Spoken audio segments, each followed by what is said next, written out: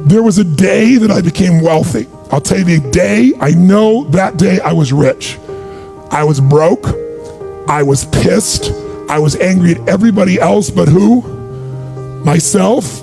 I had a friend that I loaned money to when I had barely enough and I knew he needed it, and I gave him $1,200, and I'm here not able to eat. I'm down to like $25, $26, and I'm saying to him, calling him, and he's not returning my call, and I just need some money, and he's ignoring me. I didn't ignore him then, so I'm pissed, I'm frustrated. In the midst of all this, I'm also pragmatic.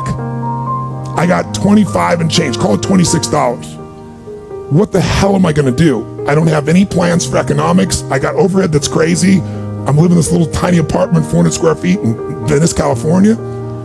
So I thought, okay, when I was totally broke early on, when I was 17, I used to save my money up and go to the smorgasbord and load up for Christmas, load up for the week.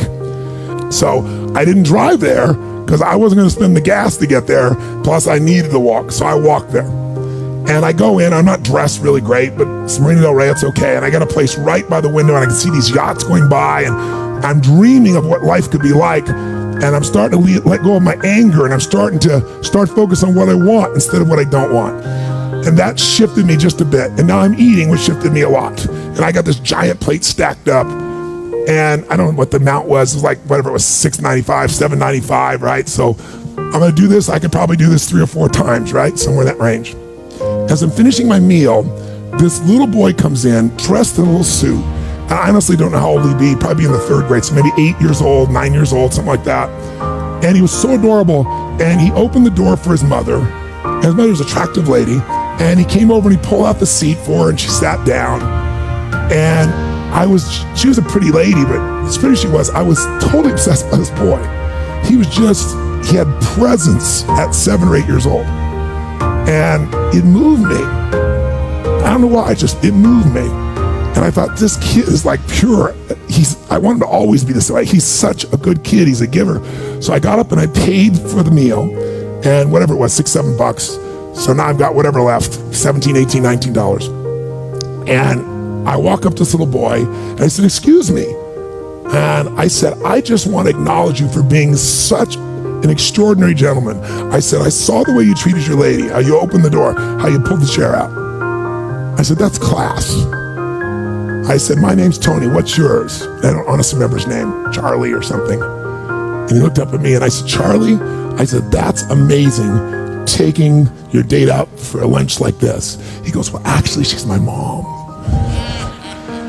And I said, that's even more cool. And he said, oh, but I'm not taking her lunch because I think he said he was 8. I said, oh, yes, you are. I had no plan for this. I just reached in my pocket. I took all the money I had left, $17, $18, $19, and I put it on the table. I said, you're taking her to lunch. He looked up at me and he goes, I can't take that. I said, sure you can. He said, why? Because I'm bigger than you are. And he smiled real big, and I didn't even look at his mom.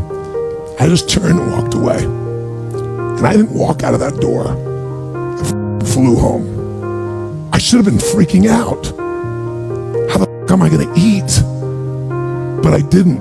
I flew because something inside of me had finally got past scarcity. I finally realized there's something inside of us more than our limits, especially around this thing called money that I had let terrorize me. And I got home, and the mailman came that day, and I had no idea I was gonna have my next meal.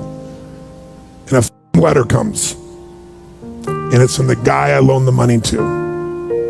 Handwritten notes saying, I've been avoiding you, it's wrong, I'm so sorry, you were there when I needed you. Here's what I owe you plus a little bit more. And the $1,200 was there, plus another $100 for the time that I had to take care of it. And for me, $1,300, that was enough to run my show for a month or 2. And I cried. And then I decided, what does this mean? And I thought, this means that whenever you give, it's always gonna come back, so you don't have to ever think about that bit again. Just give. And the rewards will be greater than you can ever imagine. I don't know if that's coincidence, but I decided to believe that day was the blessing when I became rich. And I can tell you honestly, I've had tough days in my life, economically, emotionally, like all of us. but I've never gone back to that. Scarcity, I never will. The secret to living is giving. Do it when you don't have it, and I promise you, scarcity will leave your life.